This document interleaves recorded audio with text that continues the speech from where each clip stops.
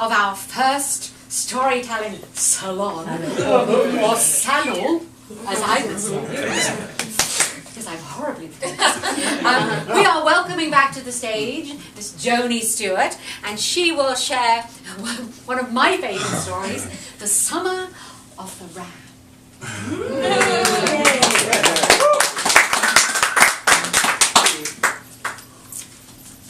Once upon a time, a long time ago, it used to rain in Austin without people having to go down to city council and pray and beg. It just used to rain. Does anybody remember? It used to rain all the darn time. And then the grass would grow. You know, the sun would come out, it would rain, grass would grow. Well, it was during those days that my dear beloved husband came home and said, "Darling, I have a surprise for you." Well, ladies, what do we think? Diamonds, rubies, dinner, a movie. I've bought some sheep because I'm tired of mowing the lawn. I'm not mowing anymore. Brilliant!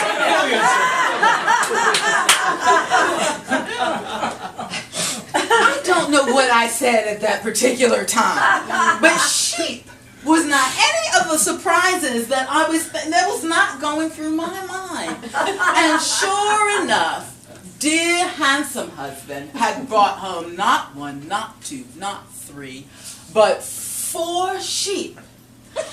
He promised that they would in fact eat the grass.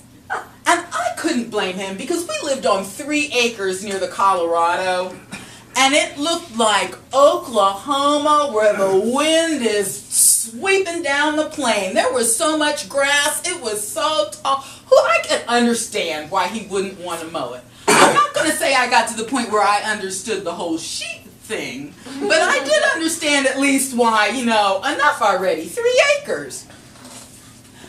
He had purchased a mommy and a little baby, and apparently the baby had an aunt. I did not know sheep had aunts, did you? Yeah. So that was 3, and Alexandra, who was 2 1/2 at the time, named the little baby Little because, you know, it was little. And we had, with the little sheep family, a 200-pound ram thing with horns and wool, and, you know, there really are such things as fiery eyes, because it's the first time he saw me, he was like... Alexandra named him Rambo. So we had Little the sheep, we had Rambo the sheep, and we had 3 dogs. One of the dogs was Chow. What the Chow liked to do most in the world was chase the sheep all over the place. Well, he chased the mama, he chased the aunt, and he chased Little. And in the midst of this, one thing we noticed was that the sheep weren't actually eating the grass, and they weren't eating anything. So we had to go down and take our no money selves to the store and buy sheep food. Because we couldn't have creatures that, you know, were eating. So, you know, they loved the sheep food. That stuff was delicious, apparently. And what do you have when you feed 4 sheep a bunch of sheep food? We have sheep poo. In other words, fertilizer. And so the grass began to grow even taller. And at some point, that grass hit, and I promise you, I'm not exaggerating, 6 feet tall in some areas. If I'm lying, I'm flying. That was some tall grass.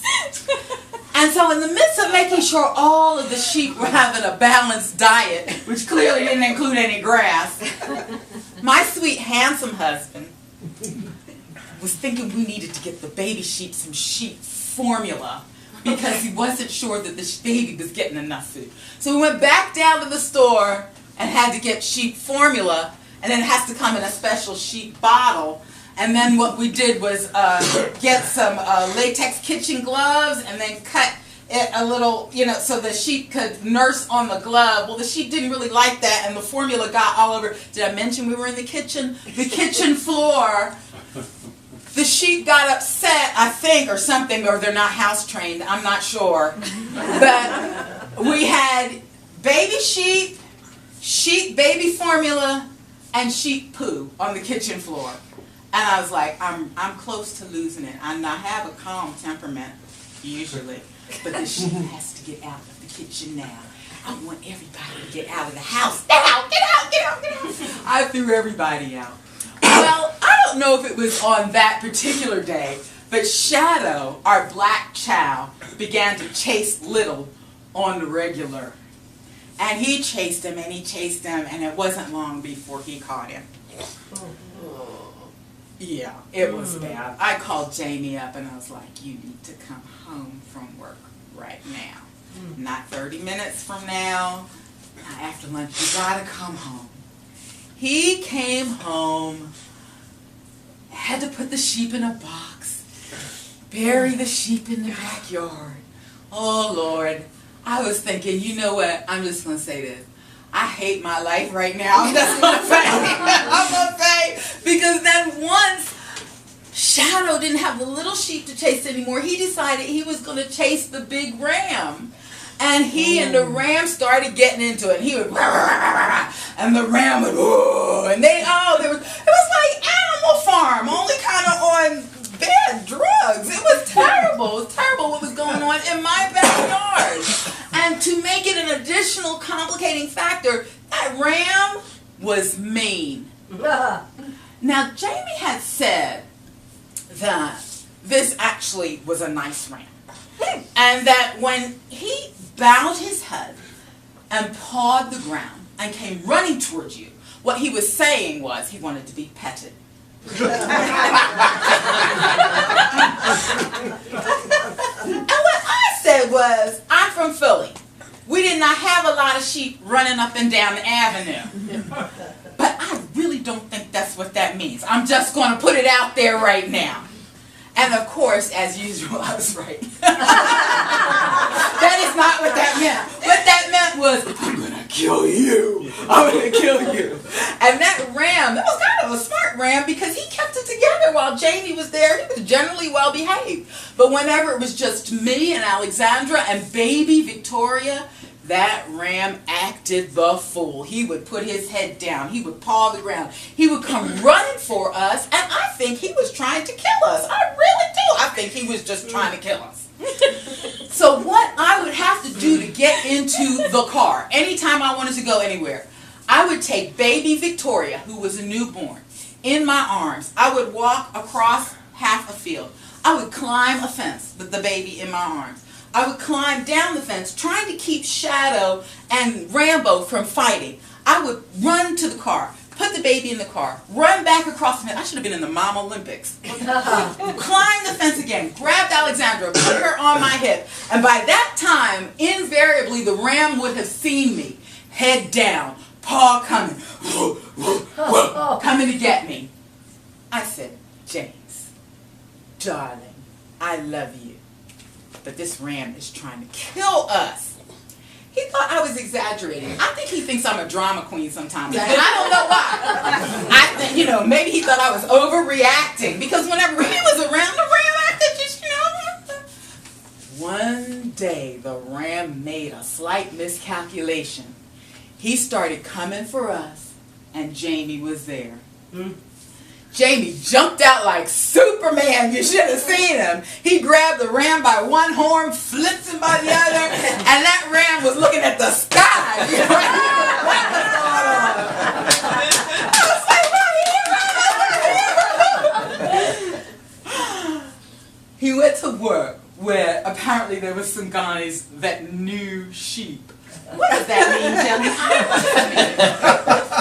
The guys that knew sheep told Jamie that what he should do the next time the ram got aggressive was hit him in the head with a board. So, oh my, the next day, oh my, the sheep saw him, head down, whoa, whoa, whoa, started coming towards us. Jamie grabbed this bloody great big 2x4. I don't even know where it came from. Pulled it back over his shoulder and went and smacked that sheep right in the forehead. And the sheep just stood there. I guess maybe he thought it was like another sheep. You know how they bang plates? I think he thought it was like that. But Jamie hit him in the head and said, "I'm the alpha male." Yes, you are. I guess you are. Well, the sheep, I'll tell you what. From that day till this, he never messed with Jamie again.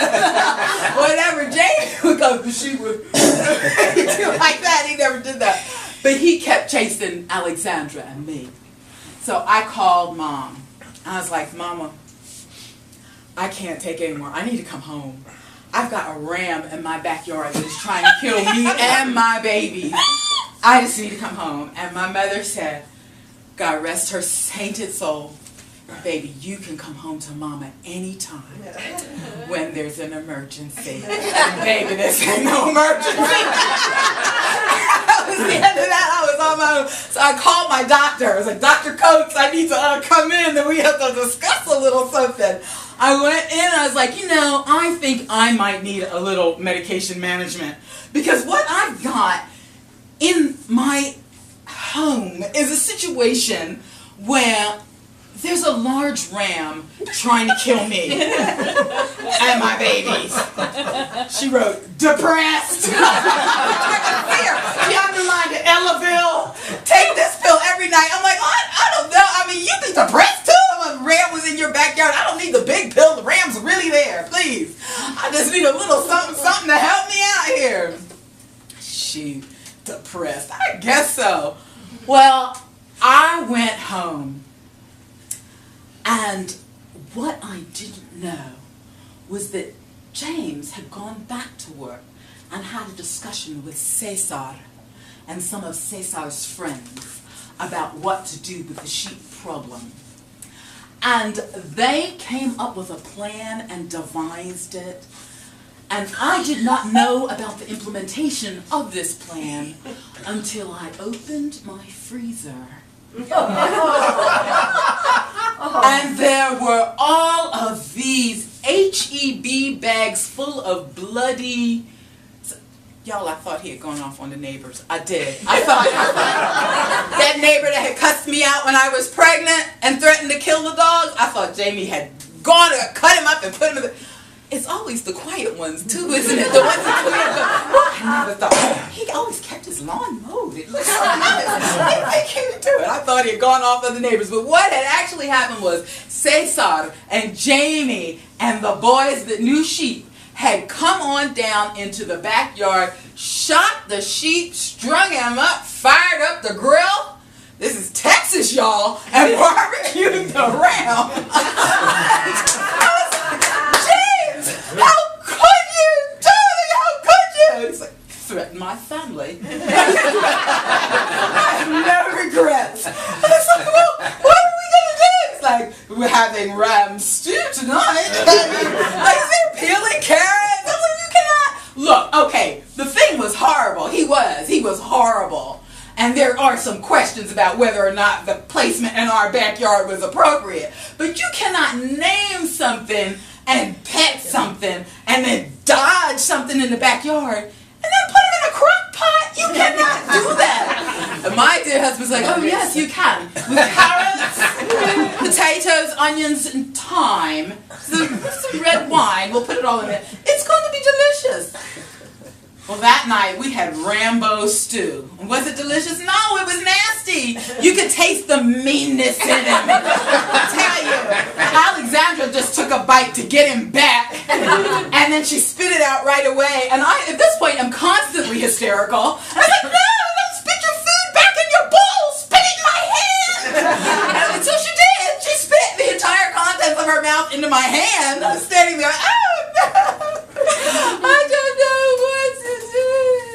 But I'll tell you what. As we were sitting around the table, James looked at me and said, "Darling, I was thinking next summer I might get one of those riding mowers." And I said, "James, I think, darling, darling, that might be a lovely idea. And he did.